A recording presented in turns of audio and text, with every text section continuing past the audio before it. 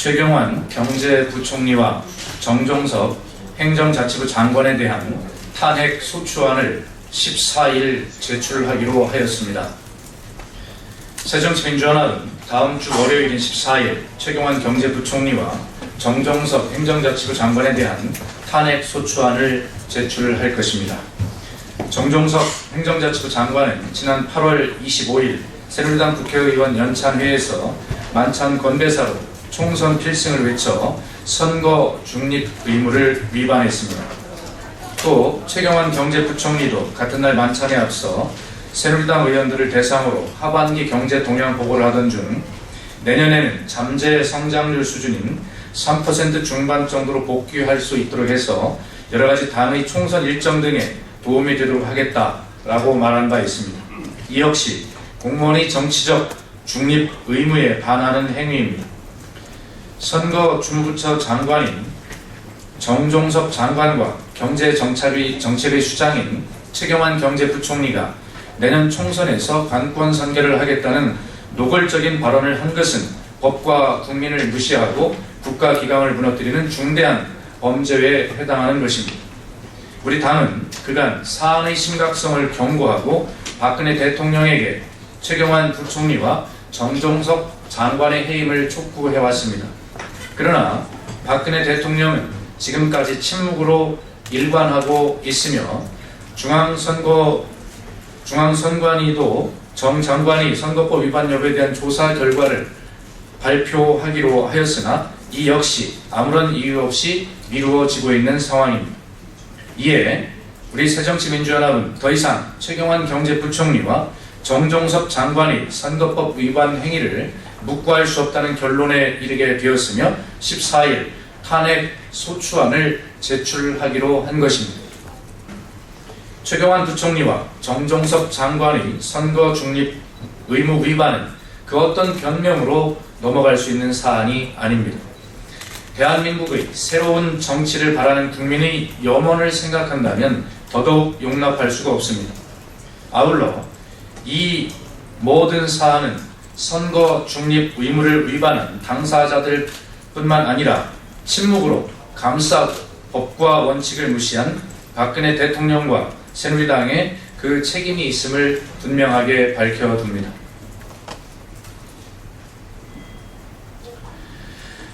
국정감사 증인 채택 공개제로 국민 앞에 모든 것을 낱낱이 밝힐 수 있어야 합니다.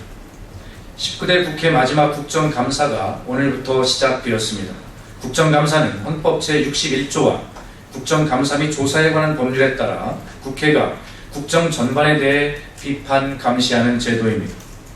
그러나 국정감사가 증인 채택 과정에서부터 위협을 받고 있습니다.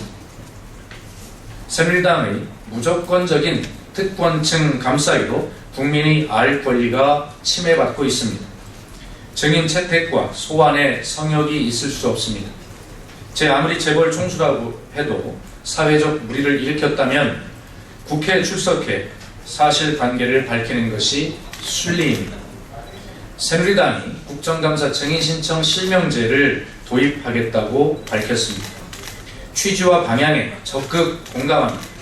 하지만 증인 신청자만 공개하는 것은 허울 좋은 정책일 뿐입니다.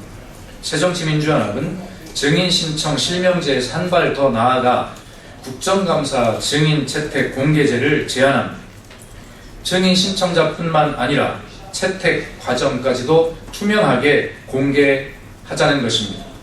증인을 부르자고 하는 의원이 누구인지, 출석을 가로막는 의원은 누구인지 국민 앞에 낱낱이 밝혀져야 합니다. 부실국감 1차 피해자는 국회이지만 최종 피해자는 국민입니다. 국정감사는 국민이 부여한 국회의 신성한 책무라는 사실을 잊지 말아야 합니다.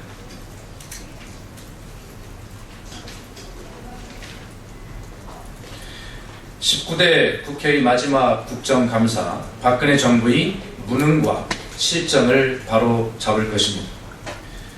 박근혜 정부 집권 3년차를 평가하는 19대 국회의 마지막 국정감사가 오늘부터 시작되었습니다. 이종걸 원내대표가 안전행정위원회와 정무위원회 국정감사장을 순회 방문하고 있습니다. 안행위는 정종섭 장관의 선거법 위반, 정무위원회는 롯데 신동빈 회장의 증인 채택과 관련하여 새누리당의 몽리로 파행이 예상이 되고 있습니다. 이에 이종걸 원내대표는 새정치민주연합 소속 의원들에게 전면 파행에 이르지 않고 국민이 원하는 증인 채택과 국정감사가 이루어질 수 있도록 모든 노력을 기울여 달라고 당부하고 있습니다.